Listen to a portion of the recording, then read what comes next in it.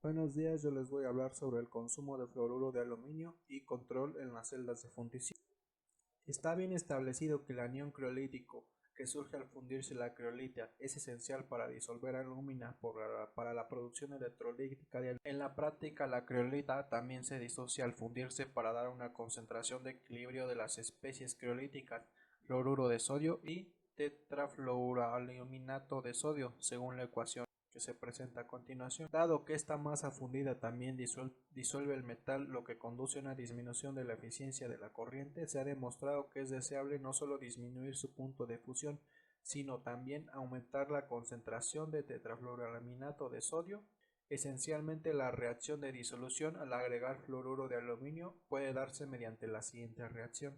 Esto también reduce el punto de fusión. El otro aditivo comúnmente utilizado es fluoruro de calcio. Su presencia tiene poco impacto en la concentración de los aniones criolíticos que se disuelven, mientras reduce significativamente el punto de fusión. La velocidad de cualquier especie tiene un impacto tanto en la solubilidad de saturación de la alúmina añadida a las celdas como en la velocidad con la que la alúmina no disuelta puede disolverse en el líquido fundido. Si bien contar con buenos sistemas de alimentación de alúmina puede minimizar este impacto, inevitablemente se forma ocasionalmente una suspensión de alúmina sin disolver. Aquí parte de la alúmina no disuelta se asienta debajo de la almohadilla de metal envuelto en una fase de electrolito de fluoruro que tiene una composición y un punto de fusión diferentes a los del electrolito a granel. Esta diferencia de composición resulta de la segregación de fases y el transporte de sodio a través de la suspensión. En la práctica se encuentran problemas graves de solubilidad de la alúmina con todos los sistemas de alimentación si el sobrecalentamiento del electrolito es inferior a 5 grados. Por el contrario, mientras esté por encima de 15 grados, sobrecalentará la repisa lateral protectora y se derretirá. En consecuencia, existen restricciones operativas en el rango de temperatura y composición de solvente de electrolíticos que se pueden usar, como lo podemos ver en la siguiente imagen.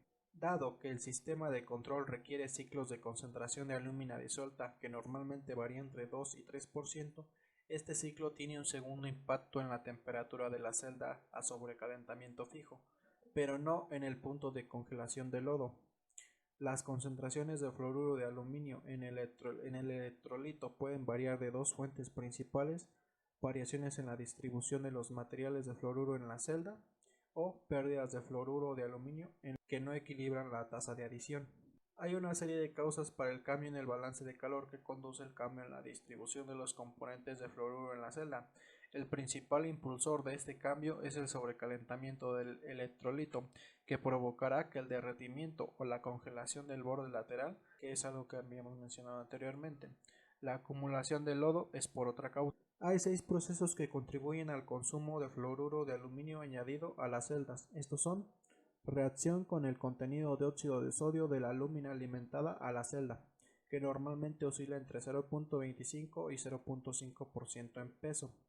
Reaccionar con el componente de óxido de calcio de la alúmina de grado de fundición, que normalmente oscila entre 0.015 y 0.04% en peso. Pérdidas por transpiración por vaporización del tetrafluoroaluminato de sodio volátil. Oxidación electroquímica del hidrógeno del ánodo, que normalmente tiene una concentración de aproximadamente 0.0% en peso, para formar fluoruro de hidrógeno gaseoso. Hidrólisis del electrolito por agua introducida a través de aire húmedo que pasa sobre la superficie del electrolito, agua absorbida en la superficie de la alúmina durante el almacenamiento o lavado en seco, o agua cristalina que no ha sido descompuesta previamente. El balance de fluoruro de aluminio también se ve afectado por la absorción de sodio en el cátodo. En este caso resulta que es una fuente de fluoruro de aluminio. Otra fuente de entrada de fluoruro de aluminio son materiales reciclados cuando se utilizan sistemas de depuración en seco en el proceso general de fundición.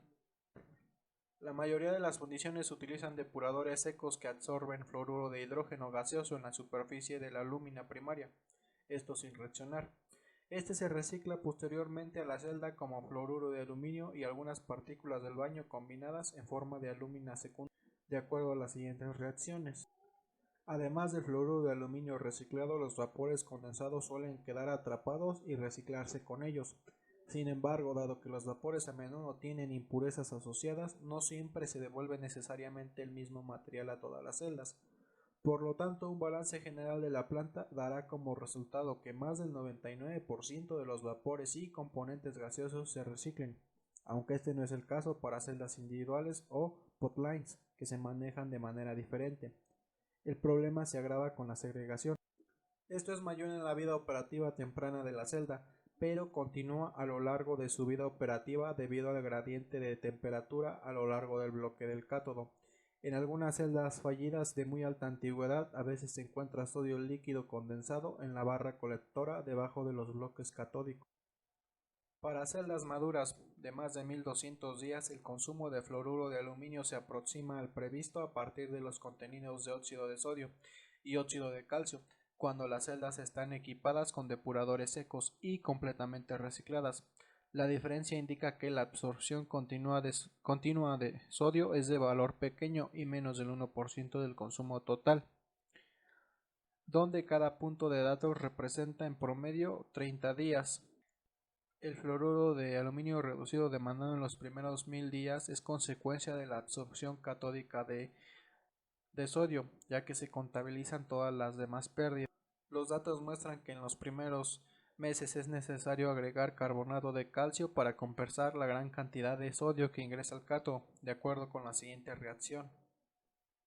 Los óxidos de metales que son reducidos por el aluminio no contribuyen al consumo neto de fluoruro de aluminio, aunque su reacción de disolución puede implicar la formación de un fluoruro. La cantidad necesaria para la reacción se puede predecir a partir de la concentración de impurezas en los óxidos, según la siguiente reacción. Cabe señalar que dado que los fundidores trabajan con un análisis químico, es necesario agregar una cantidad excesiva de fluoruro de aluminio para ajustar la concentración de la acrolita recién formada a la de la masa fundida. Basándose simplemente en un balance de materia de la materia prima, dado que se requieren 1.9 toneladas de alúmina por tonelada de aluminio, el fluoruro de aluminio requerido para estas reacciones puede estar dado por las siguientes relaciones. A largo plazo esto realmente se cumple. La única otra contribución al consumo de fluoruro de aluminio para las celdas maduras son las emisiones fugitivas y generalmente son menos del 1%. Esto se puede predecir asumiendo que los gases del ánodo formado dejan el electrolito saturado en el vapor. Se han publicado ecuaciones precisas de precisión de vapor, lo que permite realizar predicciones. Sin embargo, tal predicción solo da la cantidad máxima, ya que se asume que todo este material sale de la celda. En realidad, una alta proporción puede penetrar a través de la corteza y la cubierta. La fracción que se retiene en la corteza depende de la tecnología y generalmente se desconoce. Sin embargo, se puede predecir a partir del análisis de sodio y fluor de la alúmina secundaria. Esta predicción es útil, pero se complica por la dificultad de tomar muestras del producto del depurador seco debido a la segregación extensa. Para un sistema de tecnología de ruptura central, un aumento típico en el contenido de sodio sobre la cantidad base de la refinería es de 0.4 a 0.6% en peso. Sin embargo, la pérdida es menor ya que las partículas contribuyen a la cifra anterior. Esto corresponde a una pérdida bruta de fluoruro de aluminio de 4 a 6 kilogramos por tonelada de aluminio, que se compara con los valores predichos de la vaporización completa de 5 a 7 kilogramos por tonelada de aluminio a través de la vaporización para un electrolito que contiene 10% en peso de exceso de fluoruro de aluminio. Los valores de vaporización se calcularon utilizando los componentes del modelo matemático de vaporización en baño de Halpin y Bandes. La variación en el valor resulta de las diferencias en la cobertura del baño, que con mejor integridad frega cada vez más las emisiones. La predicción de vaporización es un máximo que es como se discutió anteriormente. Se establece que los vapores tienden a desproporcionarse en la acuolita y el fluoruro de aluminio. También se ha sugerido que estas especies experimentan reacciones de hidrólisis formando más fluoruro de hidrógeno. El grado que ocurre esta reacción es cuestionable, ya que el agua de hidrolización provendrá del aire aspirado sobre la celda por el sistema de captura de humos, que el aire no pase de 150 grados, mientras que la reacción de hidrólisis requiere temperaturas superiores a 600 grados, de acuerdo con los datos termodinámicos presentados en esta figura. Que esta reacción ocurra o no es irrelevante para la pérdida de fluoruro de aluminio, ya que el producto de hidrólisis será absorbido en la lámina de reciclado.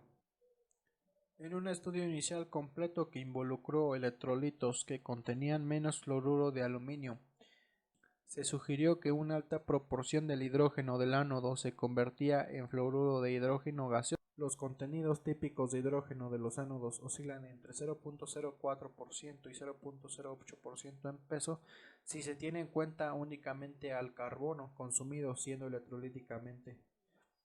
Aproximadamente son 360 kilogramos por tonelada de aluminio. El consumo de fluoruro de aluminio estará dado por esta siguiente relación. Por lo tanto, para una celda típica, esto contribuirá con aproximadamente 5 kilogramos de fluoruro de aluminio por tonelada de aluminio producido. Sin embargo, esto ha sido un área de estudio que se ha pasado por alto hasta hace poco y aún se espera la confirmación de la cantidad en la literatura abierta. Con el desarrollo reciente de instrumentación infrarroja sensible, la medición del contenido de fluoruro de hidrógeno en el conducto se ha vuelto factible. Esto permite medir el fluoruro de hidrógeno gaseoso total en cualquier punto del sistema. El fluoruro de hidrógeno gaseoso total incluye las contribuciones del ánodo y cualquier hidrólisis de los vapores. Por lo tanto, no es una medida directa. Sin embargo, la medida sí da un límite al disponible. En esta figura vemos que la reacción de hidrólisis tiende a aumentar con el exceso de concentración de fluoruro de aluminio en el electrolito. Estos datos están representados para planta promedio para una celda operativa de ruptura de barras que solo se alimentaba con alúmina primaria, pero tenía filtros de polvos secundarios que reciclaban los fluoruros de partículas por vaporización a la celda, por lo que da una medida directa del aumento de las emisiones de fluoruro de hidrógeno con excesos de fluoruro de aluminio.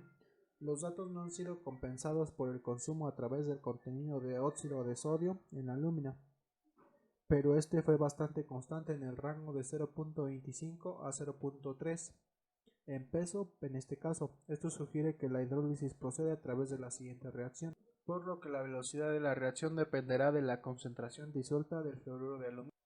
Sin embargo, no diferencia a través de las diversas formas del agua por hidrólisis que se introduce con la lámina e incluyen agua absorbida en la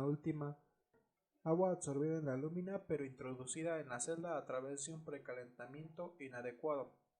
Es probable que sea un reactivo gaseoso a medida que evoluciona, con un tiempo de residencia finito. Agua cristalina procedente de la calcinación incompleta de la lámina. Si bien no existen datos sobre la solubilidad del agua, es razonable esperar que esto sea proporcional o esté relacionado con la concentración de alúmina y también la cantidad de agua cristalina en la lámina. Los vapores que se desprenden de las celdas, como se discutió anteriormente, también pueden sufrir hidrólisis con el agua que se desprende en la zona inmediatamente por encima del electrolito. Sin embargo, como se muestra en esta figura, solo hay una ventana de temperatura finita para que ocurra esta reacción de hidrólisis. Los datos demuestran que la cantidad de hidrólisis de los tres contribuyentes potenciales es bastante uniforme a largo plazo, pero no permite determinar las concentraciones relativas. Los datos de la planta también sugieren que la reacción de hidrólisis está fuertemente influenciada por la metodología de alimentación. Aquí se compara que el consumo diario de fluoruro de aluminio para una línea de POUTS que tenía tecnologías de alimentación tanto de punto de alimentación como de medio centro con rotura de barra. La alimentación fue con alúmina primaria. Se ve que la tecnología Point FET tiene fluoruro de aluminio en mucho mayor consumo que la tecnología de rotura de barra. Para la tecnología de rotura de barra se descarga una gran cantidad de alúmina desde las tolvas a lo largo del canal central en cualquier modo. La demanda de calor térmico de esto asegura que el electrolito con el que entra en contacto se congele en su superficie inferior. En consecuencia, la mayor parte de la alúmina vertida desde la tolva forma una nueva costra. El intervalo de alimentación para las tecnologías de rotura de suelen ser de al menos 15 minutos y normalmente de hasta una hora. En consecuencia, en ese tiempo la lámina se precalienta demasiado más que en la tolva y perderá parte del agua absorbida. Para las celdas alimentadas puntualmente, la lámina no ha sido precalentada tanto y por lo tanto introducirá agua absorbida, así como agua cristalina al electrolito en una acción de alimentación. Además, debido a que es una pequeña adición típicamente de unos 3 kilogramos en comparación con los 30 a 100 kilogramos para la hidrólisis, esto da una mayor tasa de liberación de fluoruro de hidrógeno de las celdas. Sin embargo, debe enfatizarse nuevamente que depende de la tecnología, ya que esta, ya que está relacionado no solo con la masa de la alimentación, sino también con la capacidad de dispersión y si el orificio de alimentación del punto permanece abierto o no. Tomando los datos de esta figura, que se asocia con una producción diaria de aproximadamente 1.3 toneladas de aluminio, y aplicando la anterior ecuación, se indica que para esta tecnología la cantidad de fluoruro de aluminio consumido por la reacción de hidrólisis general incluye la vaporización es de 13 kilogramos por tonelada de aluminio para roturas de barra de 24 kilogramos por tonelada de aluminio para la tecnología de alimentación puntual. El consumo total se puede resumir por las contribuciones de las diversas causas individuales. En esta tabla se puede resumir todo lo anteriormente dicho. Sin embargo, las variaciones dinámicas en estos contenidos dan una indicación de los cambios esperados en un periodo de tiempo determinado. En esta tabla se presentan estos por tonelada de aluminio al producto. En última instancia, la mayor parte de las emisiones de hidrólisis y polvo se recicla de nuevo a la celda a través del sistema de depuración. Las pérdidas totales en el balance de masa resultan de las reacciones de óxido y las emisiones fugitivas. Emisiones fugitivas que pueden variar de 0.5 a 1.2 kilogramos de fluoruro de aluminio por tonelada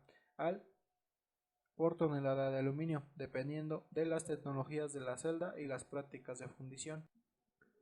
Al considerar todos los posibles contribuyentes del consumo, se puede hacer varias generalizaciones amplias sobre los procesos de pérdida que afectan al fluoruro de aluminio contenido en una celda de fundición de aluminio. Lo más importante es que para el proceso general, una celda y una unidad de lavado en seco, la mayor pérdida de fluoruro de aluminio se puede atribuir a las relaciones con las impurezas de óxidos introducidos con la lámina de alimentación. Las pérdidas por cenizas de fluoruro de hidrógeno contribuyen a la variabilidad dinámica del contenido, pero a largo plazo el 99% de estas pérdidas se reciclan de vuelta a la celda a través de alimentación secundaria de aluminio. Las variaciones de estas fuentes materiales son relativamente pequeñas. La mayoría de las fluctuaciones se deben a cambios en la metodología de alimentación de aluminio, así como a la disolución de lodos y costras, ya que esto afecta tanto a la generación de fluoruro de hidrógeno como la cantidad instantánea de impurezas de óxido que ingresan en la celda.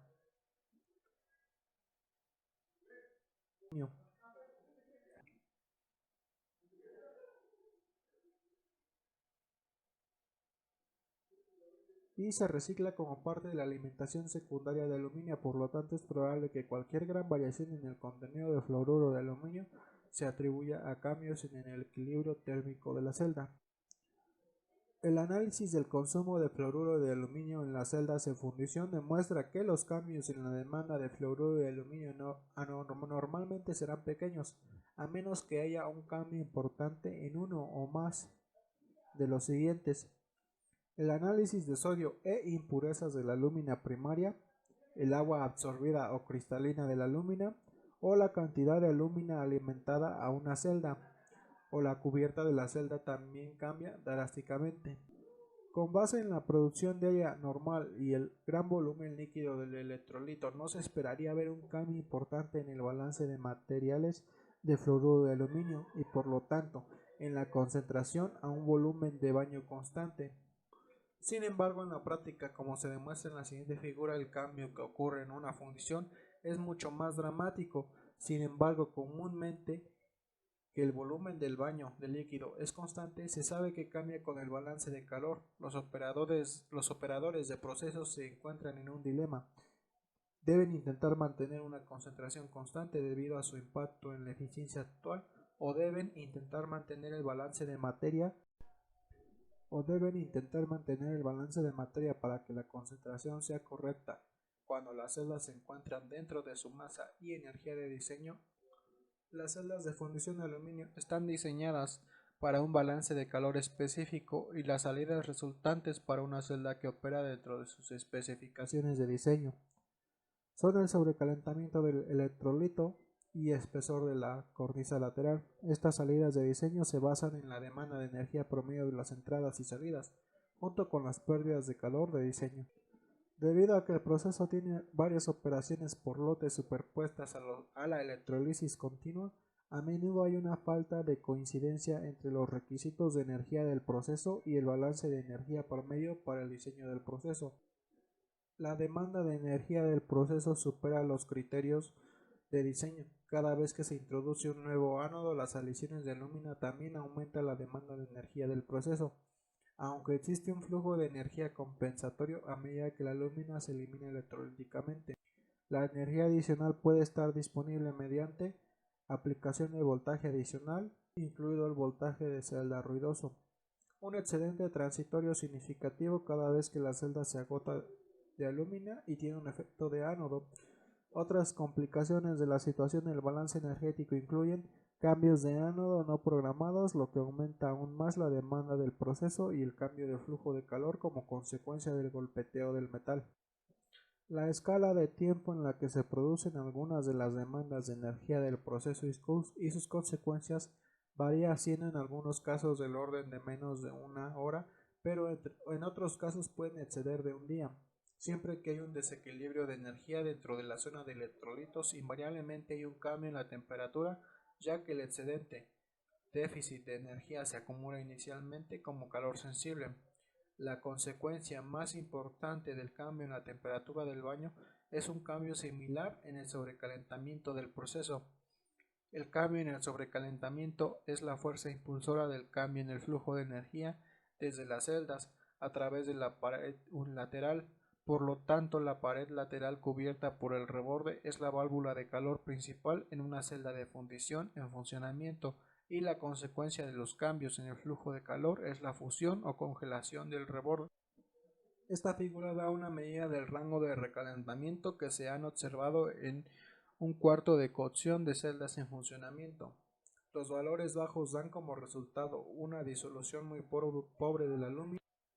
Esta mala disolución puede conducir a una sobrealimentación y a la formación y acumulación de lodos. Este cambio no solo tiene efectos consecuentes en los requisitos de fluoruro de aluminio, sino que también ayuda a mantener bajo el sobrecalentamiento, lo que acentúa una mala condición. Además, una reducción del sobrecalentamiento provoca la congelación del borde lateral, lo que repercute en la masa del baño de líquido. Por el contrario, cuando el sobrecalentamiento es superior al valor de diseño, se produce la fusión del borde lateral.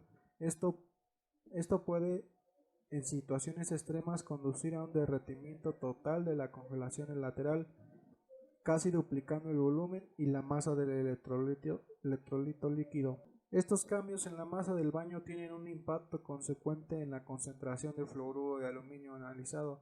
Por lo tanto, las operaciones del proceso y las condiciones transitorias de la celda como consecuencia de estos efectos dinámicos impactan tanto en la demanda real como aparente del fluoruro de aluminio y en las medidas de análisis de control.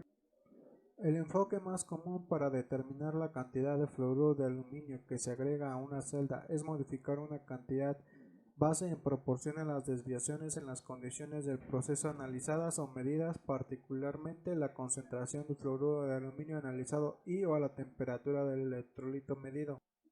La temperatura se está convirtiendo en una característica más común porque se mide más fácilmente y por lo tanto puede tener una característica de respuesta más rápida.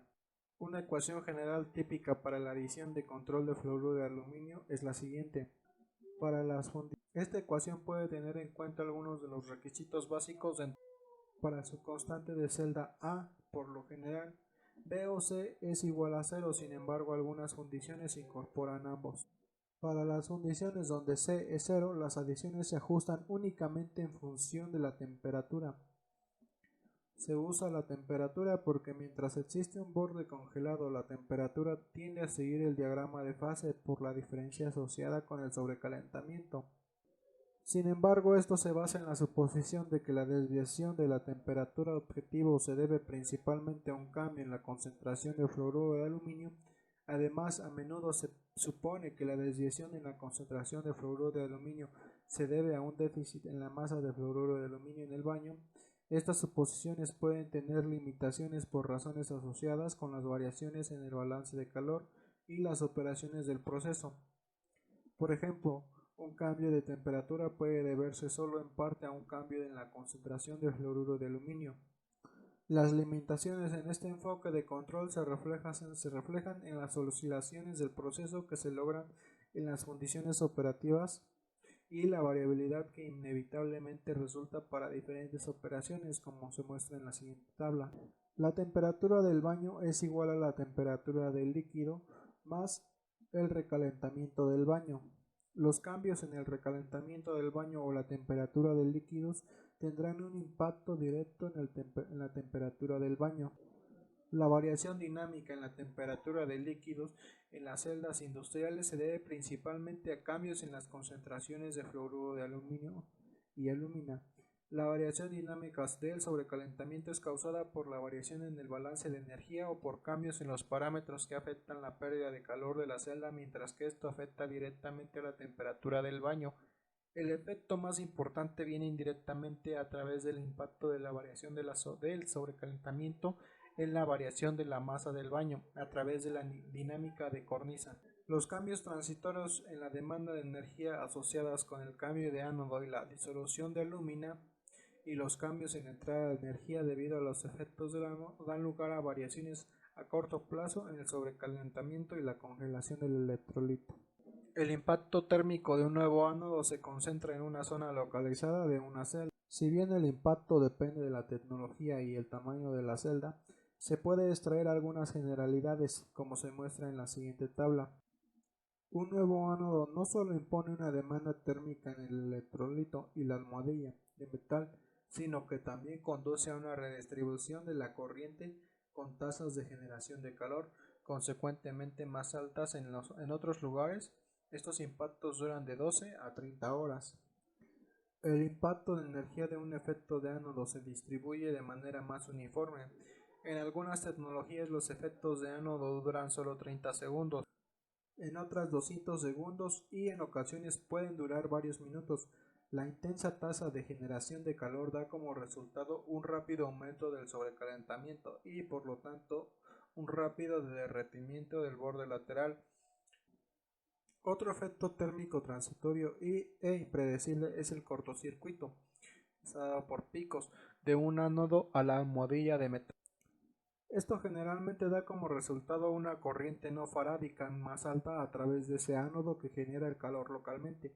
Si bien el impacto de esto se puede contabilizar en términos de una eficiencia actual, tendrá un impacto inverso en el sobrecalentamiento en el electrolito al de un nuevo ánodo dentro de una celda, como se puede mostrar en la siguiente tabla.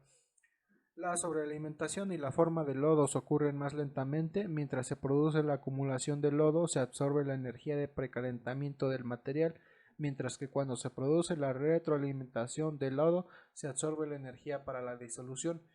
Esto tiende a mantener el sobrecalentamiento a un nivel bajo tanto durante la formación como durante la disolución del lodo. Los cambios a mediano plazo de día a día en los parámetros del proceso también tienen un impacto en el sobrecalentamiento, la congelación o fusión de los salientes y, por lo tanto, cambian la masa del baño. Los cambios previstos en el recalentamiento y la masa saliente para cambios dados en las variables del proceso se detallan en la siguiente tabla. Los cambios considerados son los cambios más grandes en las variables del proceso, desde sus niveles objetivos que normalmente ocurren de un día para otro. Estos datos provienen del modelo térmico de estado estacionario de una celda típica.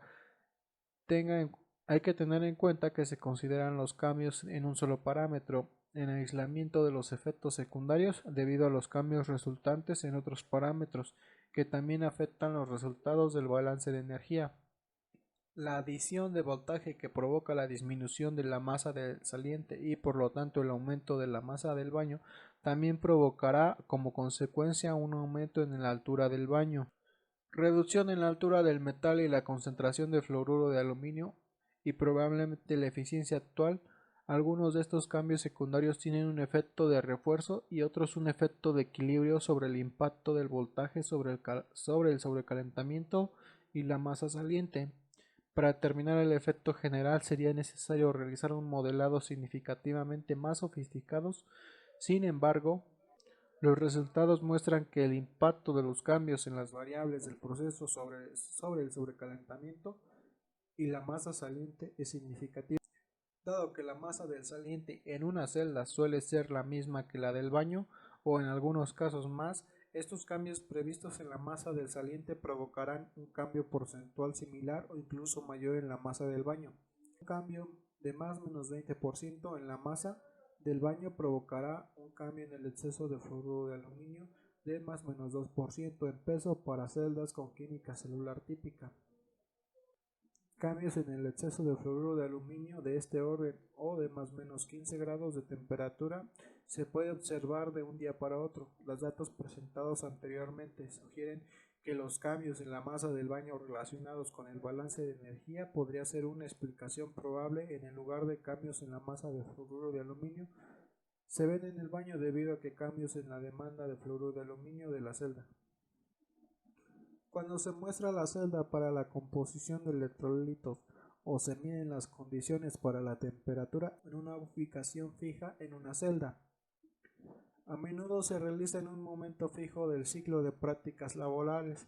A partir de entonces se supone que es representativo de la condición de la celda. Sin embargo, se ha demostrado que la mezcla dentro de las celdas no solo es un proceso lento, sino que también la temperatura varía dentro de la celda. Este último ilustrado en esta imagen, que puede variar de más de 10 grados.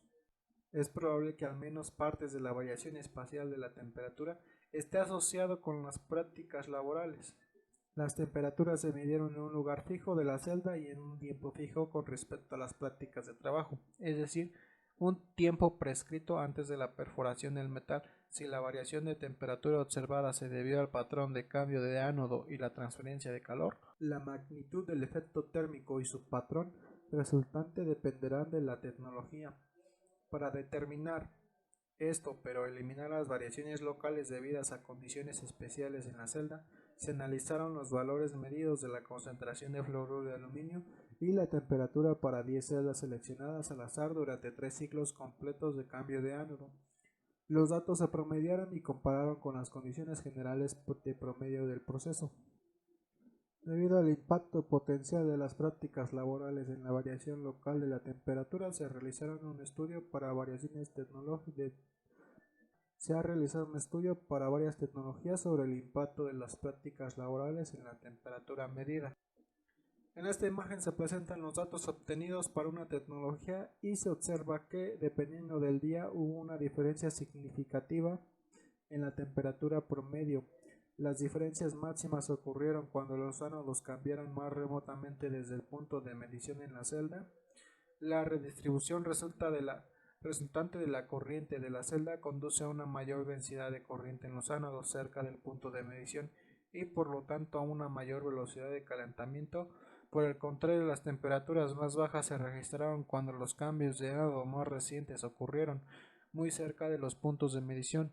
Esta tendencia fue consistente para los dos patrones de fraguado de ánodos bastante diferentes que se analizaron.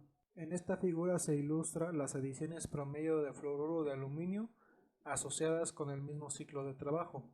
Como la fundición de prueba con un depurador seco, el promedio general deberá ser igual al requerido por el contenido de óxido de sodio del aluminio, y así fue.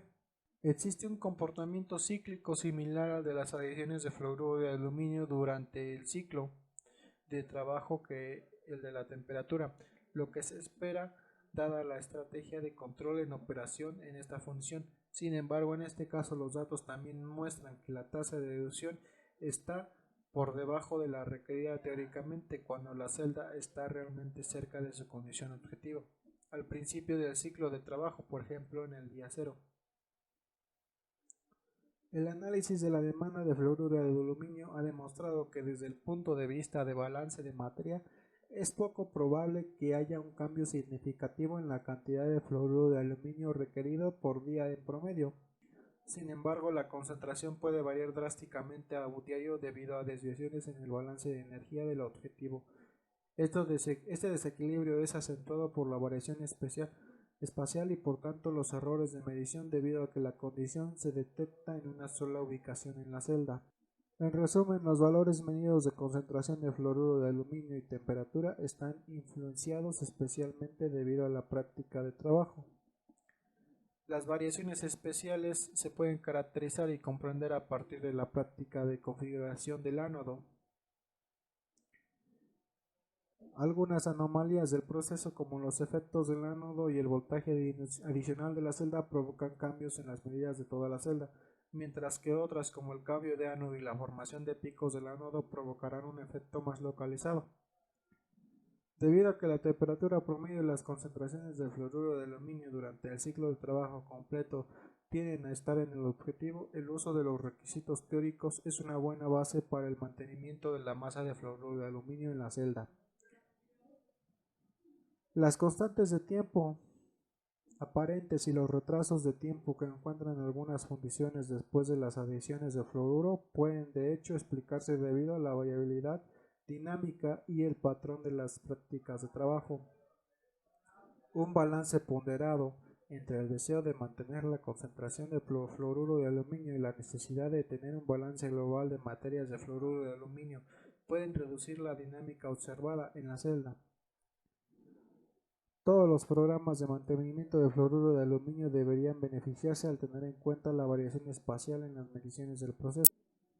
Si bien los desequilibrios energéticos de la celda son la causa principal de la variación de la temperatura, estos desequilibrios suelen surgir de las prácticas laborales o de anomalías celulares. Las variaciones dinámicas darán cuenta de la práctica del trabajo, pero no de las anomalías. Por lo tanto, el control futuro a largo plazo puede abordarse mejor mediante mejores sistemas de detección de anomalías de las celdas.